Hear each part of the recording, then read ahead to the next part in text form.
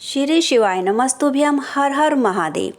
सावन माह के शुक्ल पक्ष की तृतीया तिथि को हरियाली तीज मनाई जाती है।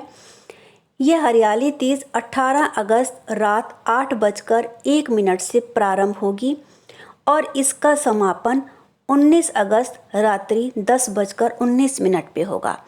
तो आप सभी बहनों को हरियाली तीज की हार्दिक शुभकामनाएं। इस दिन बहुत ही सुंदर संयोग बन रहे हैं। इस दिन कन्या राशि में चंद्रमा, मंगल और शुक्र की युति से त्रिग्रही योग का निर्माण हो रहा है, जो व्रत धारण करने वाले को धन और इसके करियर में लाभ पहुंचाएगा। वहीं सिंह राशि में सूर्य और बुध की युति से बुध आदित्य योग का निर्माण हो रहा है। ये ऐसा सिद्ध योग है, इसमें आपके द्वारा की गई पूजा मंत्र सिद्ध होंगे और आपकी कोई पुरानी से पुरानी मनोकामना इच्छा अति शीघ्र पूर्ण होगी। हरियाली तीज का यह व्रत अखंड सौभाग्य की प्राप्ति कराने वाला व्रत माना जाता है। इसलिए सुहागिन महिलाएं पति की आरोग्यता और सुखी जीवन के लिए इस दिन व्रत करती हैं। और यदि कुंवारी लड़कियां इस व्रत को करती हैं तो उनका प्रेम विवाह या अच्छे वर की कामना यदि करती हैं इस व्रत को रख के, तो वह अति शीघ्र पूर्ण होती है। कहते हैं माँ पार्वती ने भगवान शिव को पाने के लिए बालू का शिवलिंग बनाकर उसकी विधिवत पूजा करी थी, तो भगवान शिव उन्हें प्राप्त हुए थे। और माँ सीता ने भी भगवान राम को पाने के लिए माँ गौरी की पूजा करी थी। तो आइए जानते हैं कुछ उपाय, यदि आप इस दिन करते हैं तो आपको क्या लाभ मिलेगा। पहला उपाय, यदि आपके घर में कोई व्यक्ति बहुत रोग से ग्रस्त है तो आप एक जल का लोटा अपने घर से भरिए और एक बेलपत्र लीजिए और इस लोटे के जल को और बेलपत्र को आपने शिव मंदिर लेके जाना है। सुबह से शाम तक आप किसी भी समय इस उपाय को कर सकते हैं। आपने जल का लोटा ले जाकर शिवलिंग के पास रखना है और उस बेलपत्र को शिवलिंग के ऊपर कुंदकेश्वर महादेव का नाम लेते हुए रख देना है।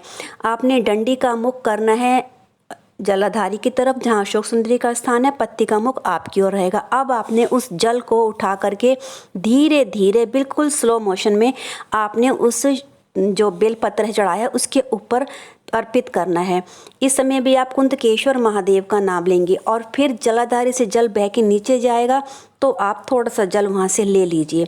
बस आपने इतना ही करना है। आपने घर आना है और जो व्यक्ति बीमार है, जिसको दवाई असर नहीं करती, उसको उस जो जल लेकर आए आप जलाधारी से, उसका थोड़ा सा आचमन कराइए और बाकी जल को अपने घर में छिड़काव कर दीजिए।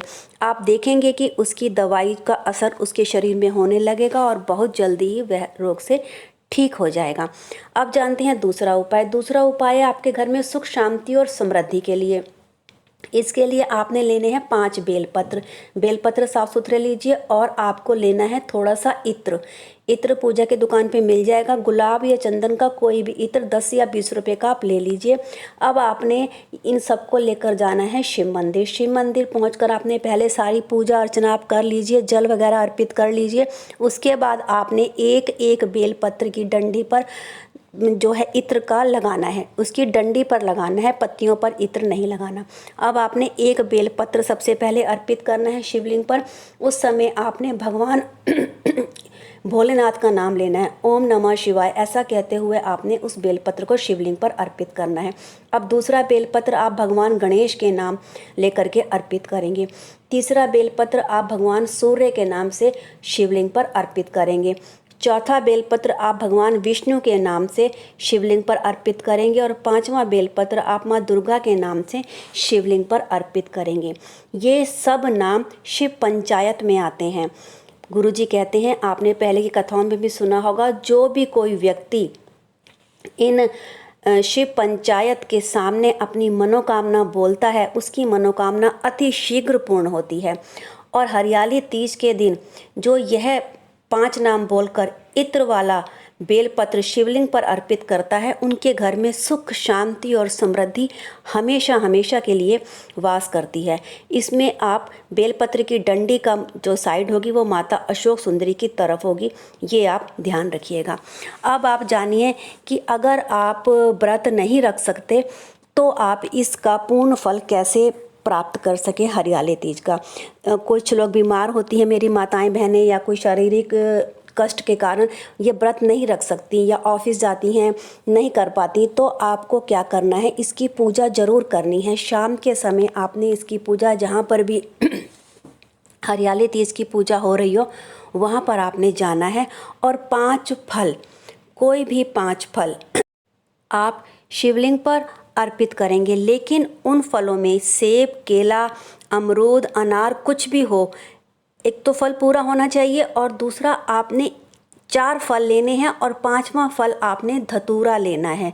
जी हाँ, पूज्य गुरुजी कहते हैं कि धतूरा आपने 5 फलों में एक फल को धतूरा गिनना है, क्योंकि धतूरा भगवान शिव को बहुत प्रिय है और धतूरे से हमारे अटके हुए काम अति शीघ्र पूर्ण होते हैं यदि हम शिव को धतूरा अर्पित करते हैं। तो आपने 5 फलों में 4 फल लेने और एक धतूरा शिव को अर्पित करना है। दूसरा, यदि आप फल नहीं चढ़ा सकते हैं तो अपने घर के आसपास आपके कोई फूल होंगे तो 5 तरह के अलग अलग आप फूल ले लीजिए, वह आप शिवलिंग पर अर्पित करिए। केतकी का फूल नहीं होना चाहिए, इस बात का आप खास ध्यान रखेंगे। अगर आप फूल भी नहीं ले सकते तो अपने घर के आसपास 5 पौधों की पत्तियां, पेड़ों की पत्तियां ले लीजिए।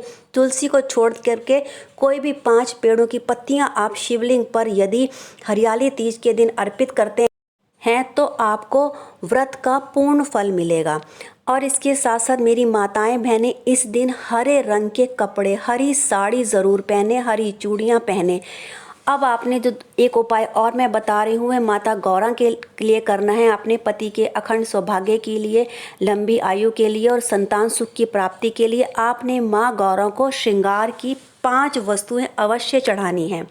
वह 5 श्रृंगार की वस्तुएं कोई भी हों, लेकिन उसके अंदर आपने मेहंदी ज़रूर आपने माँ गौरा को अर्पित करनी है। और एक लाल चुनरी यदि आप अर्पित करते हैं तो ये सोने पे सुहागा वाले काम करेगी। छोटी सी लाल चुनरी आप माँ के ऊपर अर्पित करिए और अपने अखंड सौभाग्य की प्रार्थना करिए, अच्छी संतान की, संस्कारी संतान की प्रार्थना करिए, सुख समृद्धि की प्रार्थना करिए। आप देखेंगे कि आपके घर में सुख समृद्धि, धन दौलत अति शीघ्र वास करेगी।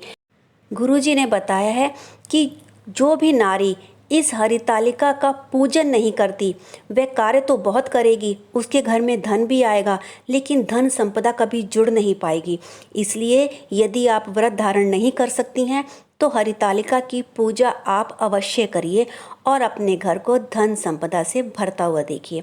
वीडियो अच्छी लगी हो तो वीडियो को लाइक कीजिए, चैनल को सब्सक्राइब भी कीजिएगा। हर हर महादेव।